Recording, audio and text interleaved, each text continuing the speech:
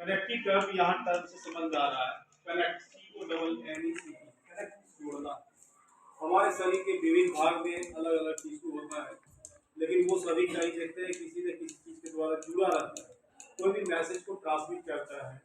हो सके हमारा भोजन का एक मीडियम एक पार्ट से दूसरे पार्ट तक जाए, हमारा हार्मोन का एक ऑर्गन से दूसरे ऑर्गन में जाए, या जो भी न्यूट्रिएंट मटेरियल वगैरह पास होना है, जो भी मेडिसिन पास होना है, तो वह एक जगह से दूसरे जगह तक चला जाता है।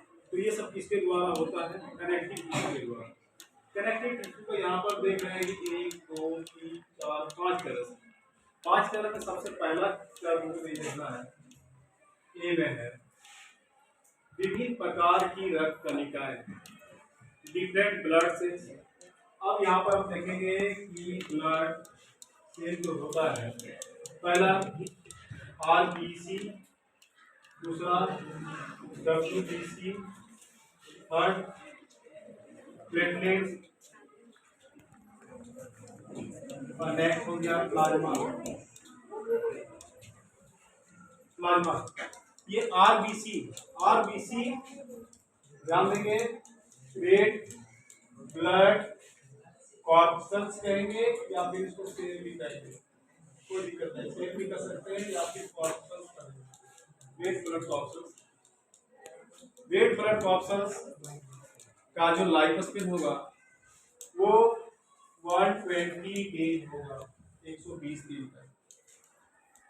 रेड ब्लड कॉर्पसल्स, ये रेड टर्म क्यों है? टर्म ये रेड क्यों है?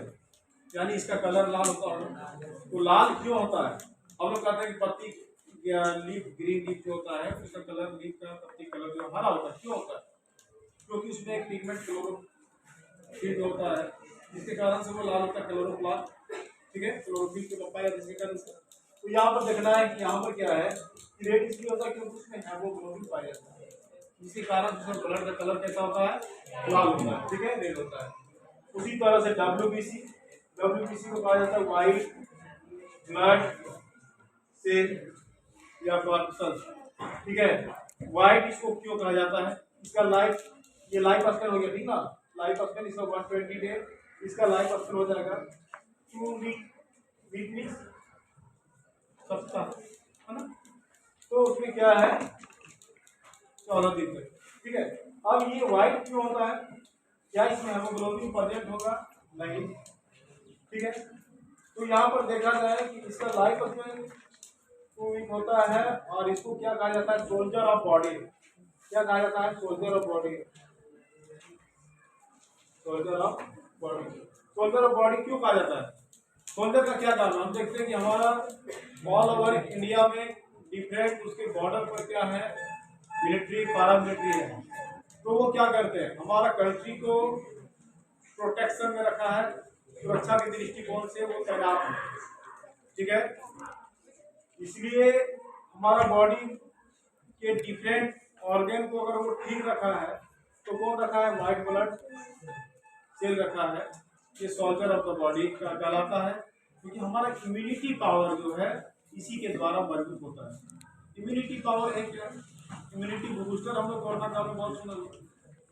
तो हमारा बॉडी का इम्यूनिटी पावर मतलब रोग प्रतिरोधक क्षमता को वो क्या करता है? बढ़ाता है डबल से। अब मान लो कि सफर जब हमारा तबियत खराब होता है तो हम क्या करते हैं कि अगर मामूली थोड़ा सा अगर लग रहा है कि बुखार आ रहा है, सर्दी खांसी थोड़ा सा, तो मेडिकल से हम क्या करते हैं 30-40 रुपये में दवा सिंपल ले लेते हैं। अगर उसमें से आराम हो गया तो बहुत ही अच्छी बात है, चलो 20-30 रुपये में आराम हो गया। लेकिन जो वो पैथोजेंस जो माइक्रो ऑर्गेनिज्म पर हावी हो रहा था, उसको इन्होंने क्या किया? जो दवा खाए उसको मार भगाया। ठीक है, हमारा WBC उससे ज़्यादा स्ट्रॉन्ग हो गया वो रोग की तुलना में, पहला चीज। दूसरा चीज क्या है कि अगर वो तबियत ठीक नहीं हुआ, हो सके 2-3 दिन और हम लोग तबियत खराब होने लगा जाता है, तो गाँव तरफ कोई डॉक्टर अगर आते हैं तो उससे हम ट्रीटमेंट करा दें।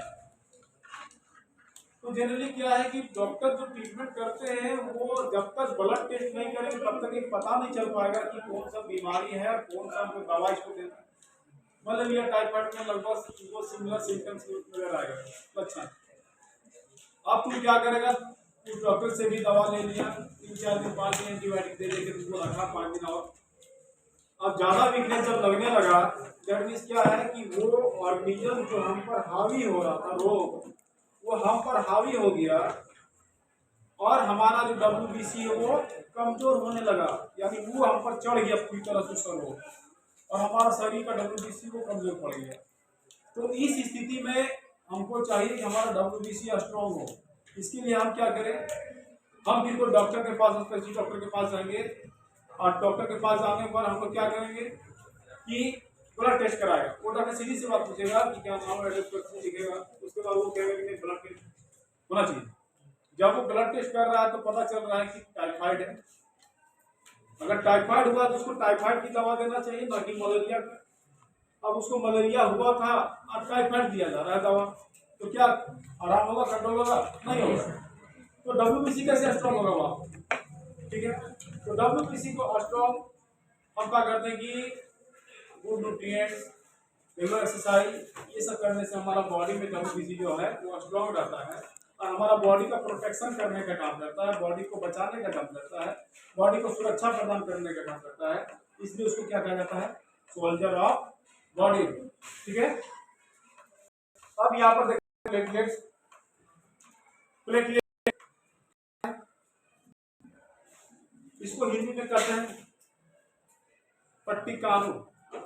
अब ये होता क्या है कि अगर हम मान लो कि सपोज कहीं कट उठ जाते हैं, ठीक है, तो ब्लड वहां पर क्या करता है? निकलने लगता है। ठीक है, तो निकलने लगता है तो उसका चाहिए कि कम से कम वो कंट्रोल हो। ठीक है, अगर मान लो कि मामूली चोट लग गया है तो उसमें देखो क्या होता है कि ब्लड आने लगता है, ब्लड कट निकलने लगता है, तो हम दवा वगैरह उस पर लगा करके उसको कंट्रोल कर लेते हैं। तो क्या होता है कि क्लॉटिंग करने का भी काम करता है। प्लेटलेट्स में एक थ्रोम्बिन होता है, थ्रोम्बिन एक प्रोटीन होता है जो क्या करता है कि कैस्केट ब्लड क्लॉटिंग करने का काम करता है। अगर मामूली चोट लगा है तो क्या हुआ कि ब्लड उस पर कंट्रोल कर जमा दिया, तो अंदर का ब्लड जो है वो बाहर नहीं आ पाता है। तो ये क्या करता है, प्लेटलेट जो है उसको ब्लड क्लॉटिंग करने का काम करता है। हाँ, अगर कोई नस काट दिया तो प्रेशर तो उसका बनता रहेगा, वो नहीं कंट्रोल होता है। मामूली चोट है तब तो कर लेगा। ठीक है, ऐसे देखते हैं कि कहीं ज़्यादा ब्लड एक्सरसाइज गिर जाता है, वहाँ पर भी वो जम जाता है। प्लाज्मा। प्लाज्मा होता क्या है, कोशिका में जो प्लाज्मा पड़े कोशिका द्रव्य, तो वो क्या करता है? न्यूट्रिएंट प्रोवाइड करने का काम करता है डिफरेंट अपना ऑर्गन सिस्टम को, ऑर्गेनल्स को, सेल ऑर्गेनल्स को, कोशिकांग को। तो उसी तरह से ये क्या करता है कि जितना हमारा ब्लड सेल है उसको क्या करता है? न्यूट्रिएंट प्रोवाइड करने का काम करता है, उसको पोषण देने का काम करता है, और करता है प्लाज्मा करता है।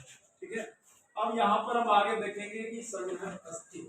अस्थि टर्म से पता होना चाहिए कि अस्थि जो होता है वो हिंदी टर्म है, और इंग्लिश में इसे कहते हैं बोन।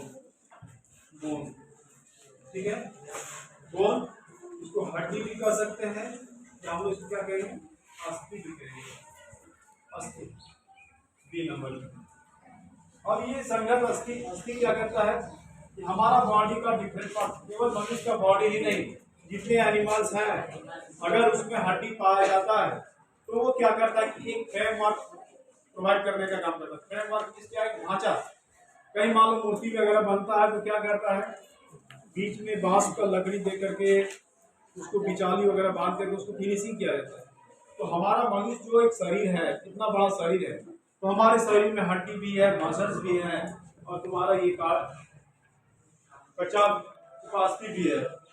ठीक है, तो यहाँ पर देखा जाए कि हड्डी जो है हमारे शरीर के विभिन्न भागों में पाया जाता है, और वो क्या है कि एक फ्रेमवर्क प्रोवाइड करता है, वो एक ढांचा प्रदान करता है जिस पर एक मुझे टैप्टिक शेप मिलता है। हम लोग अगर सपोज आँख अगर बंद किया हुआ रहे, अगर कोई इंसान मेरे यहाँ आके खड़ा हो जाए, कोई जानवर, छोटा जानवर आके खड़ा हो जाए, क्या आप छू करके बता सकते हैं कि ये इंसान है, ये जानवर है? हाँ, क्यों नहीं? फ्रेमवर्क के आधार पर हम बिल्कुल बना सकते हैं। अगर उस तरह से पूरा अगर ये करेंगे तो पता चलेगा नहीं इंसान क्या है, और जानवर में पता चलेगा कि वो लंबा इससे हो रहा है, ये तो लंबा ऊपर नीचे हो रहा है, और वो क्या करेगा?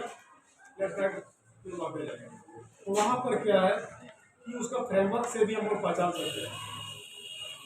ठीक है, और एक होता है उपास्थि, कचाप उपास्थि सी नंबर में। ठीक है, कचाप उपास्थि क्या है? उपास्थि ये टर्म को हम याद करेंगे बी प्लस एम करके। B for bone, M for muscle, bone plus muscle. Bone means हड्डी और मसल की मांसपेशियां। ठीक है, मनुष्य का शरीर जो है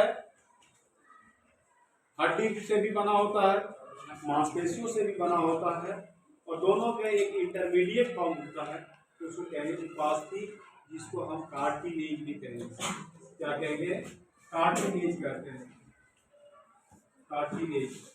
उपास्थि, उपस्थित बना, ये किस चीज का बना होता है? बी प्लस एम का बना होता है, दोनों मसल्स का बना होता है। ठीक है, अब यहाँ पर कभी देखते हैं बात में उपास्थि। अब ये वसा में क्या है?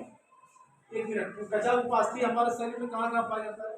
हड्डी तो पता है, मांसपेशियां पता है, उपास्थि कहाँ पाया जाता है? उपास्थि क्या है? कीला बड़ जैसा, जिसको अपना बैंड कर दिए, एक लिमिटेड हद तक बैंड होता है, और फिर वो क्या कहता है, उसी रूप में चला आता है। ये कान देखो, कान को इस तरह से बैंड किए, फिर अपना रूप में चला रहा है, यानी लिमिटेड तक इसको बैंड कर सकते हैं, पूरा एक्सेस नहीं कर सकते। एक्सेस करेंगे तो फिर पड़ जाएगा। नाक में ये जो है तो इसको बैंड कर सकते हैं। ठीक है, ये डायाफ्राम जो है वो भी क्या है? यहाँ पे उपास्थि है। तो हमारा शरीर का विभिन्न भाग जो है उसमें उपास्थि भी होता है, कान में होता है, नाक में होता है, यहाँ पर चेस्ट में होता है। ठीक है, डायाफ्राम। उसके बाद है वसा में। वसा में क्या है? हमारे शरीर के विभिन्न भाग में फैट सेल, फैट टिश्यू पाया जाता है। फैट हमारे, अब ये फैट का क्या काम है? बॉडी का जो हीट रहता है उसको बाहर नहीं आने देना। पोलर बियर के बारे में सुने होंगे। ठीक है, ध्रुवीय क्षेत्र के जो भालू या जो भी एनिमल्स होते हैं उसके शरीर में क्या फैट का लेयर होता है, उसको बॉडी का अंदर का टेम्परेचर जो है वो बाहर नहीं आने देता है। Fat is the bad conductor of heat. ठीक है, उचालक होता है। ठीक है, तो ये हमारे शरीर में विभिन्न भाग में हो सकता है, फिगर गिला में हो सकता है। बहुत को देखते हैं कि मोटे हो जाते हैं, तो स्टमक रीजन में ये सब। उसके बाद है एरियोलर। एयर इरोलर है ना, यानी हमारा बॉडी का वैसा ऑर्गन जिसमें क्या होगा? हवा भरा होगा, हवा होगा, उसको हम क्या कहेंगे? एरियोलर। कौन सा ऐसा भाग है जिसमें हवा हो सकता है? उसका एग्जाम्पल हम लोग कहेंगे लंग्स। फेफड़ा जो होता है, फेफड़ा में क्या होता है? हवा होता है, और हवा इन द सेंस ऑफ कि मतलब रिस्पायरेटरी गैसेस O2 और CO2, तो क्या करता है? गैसेस एक्सचेंज करने में मदद करता है। तो जो जी उत्तर। अब ये देखा जाए कि जितने भी यहाँ पर है वो सबको किसी न किसी तरह से जुड़ा हुआ रहता है आपस में। ठीक है, तो यहाँ टेंडन और लिगामेंट दो चीज देखेंगे। एक होता है टेंडन, TENDON, एक होता है लिगामेंट।